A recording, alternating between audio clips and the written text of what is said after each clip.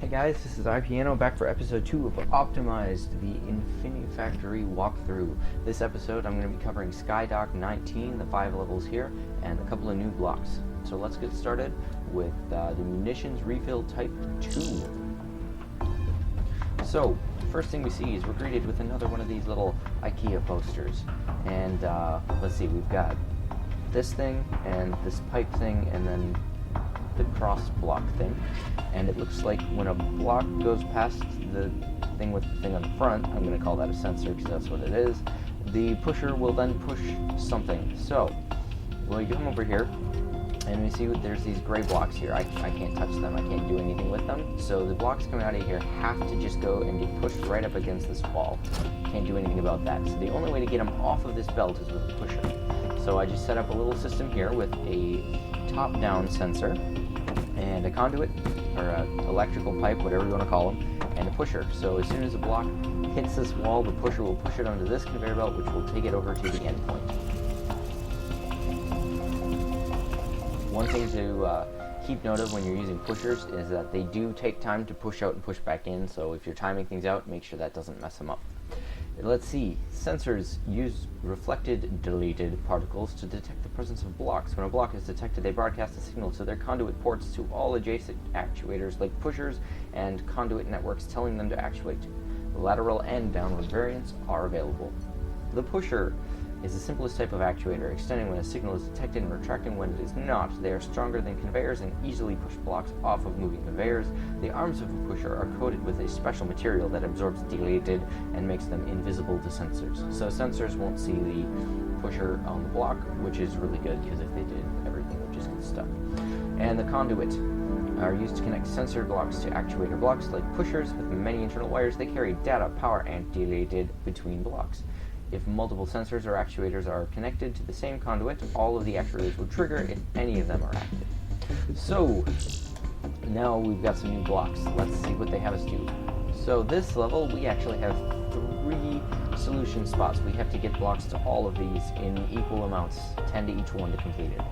So, all I did is I set it up with 3 solid blocks here, so the munitions coming out will just stack up, and then when one gets to the 3rd block here, the sensor will detect it and broadcast to all 3 of those pushers to push the blocks onto these 3 belts, which will then carry each one to a different exit point.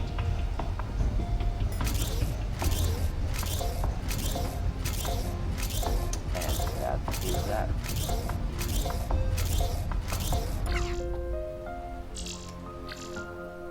So, next up we have shuttle propulsion units. There we go. I can talk good. So what we're making is these things.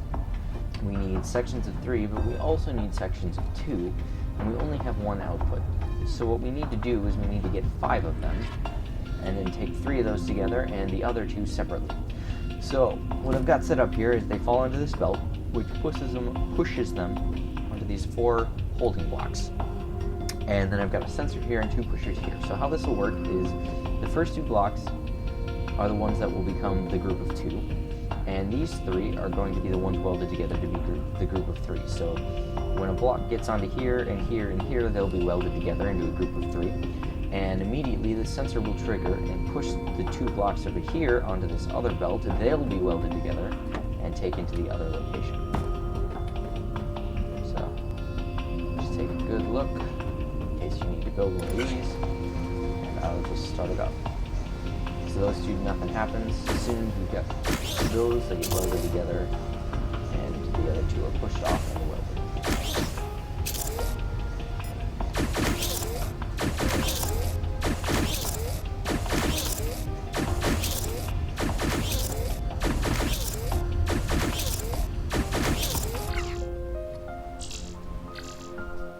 So next we're building wave detection arrays.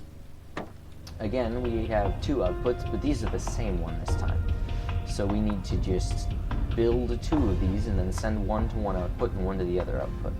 So to build these, we've got our middle pieces coming out of here and the white block pieces coming out of here. So the way this is set up is we've got a holding block here and a sensor here. So as soon as 2 of the white blocks are out, this pusher will push the second one onto this belt, and the first one will get pushed onto this belt, will go onto this belt. So they will end up on this block and this block underneath these three welders. Meanwhile, we've got the middle piece coming around to the middle block. And since the side white block that goes here is the last one, that's where I put a belt. So as soon as it gets welded onto the group, the whole thing will get pushed over here onto this holding platform. And then as soon as another one comes along and pushes it off, this sensor, this top-down sensor, will trigger the pusher to push the second one onto this belt, and the first one will get pushed onto this belt. So let me just show you how that works. We got two white blocks, they get pushed onto the two sides, and this is the last one, so then it hits the conveyor belt and the whole thing moves together.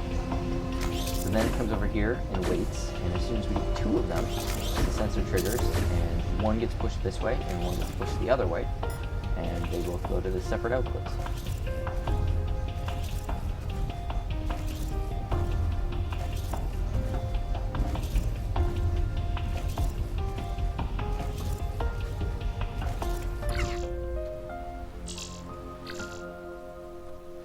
And finally, we have guided javelin type 1.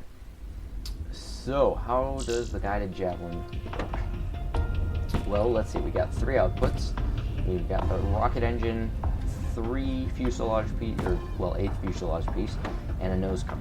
And we need to take three of the fuselage pieces and put them together and build these little rocket missile things. So how's this going to work? Well, the rocket's going to come out here and go through this little zigzaggy thing, which I put in for some timing thing, and it'll fall down here into this welder. And then we'll get three of these fuselage pieces. They come out 3 times as fast because we need 3 of them for every result. And they'll go through this little zigzaggy thing, again a timing thing, so that they end up just behind the rocket, and they'll fall down there and they'll all get welded together. And then when the rocket for the second missile hits this point, it'll trigger this pusher and this pusher. So the one right here will push the missile off of this holding platform onto the conveyor belt so it can be taken to the exit. And this pusher will have the rocket nose cone in front of it, and it'll get pushed on as the rest of the missile goes by and welded to it. So let me just show you how this looks. We got all 3 coming out at once, but then we also get 2 more of the fuselage pieces. So the rocket and the fuselage fall down there, they get welded. We get another fuselage and a third fuselage weld, and then immediately the pusher pushes the nose cone onto it and the missile off of the holding platform. And they get welded together and taken to the exit.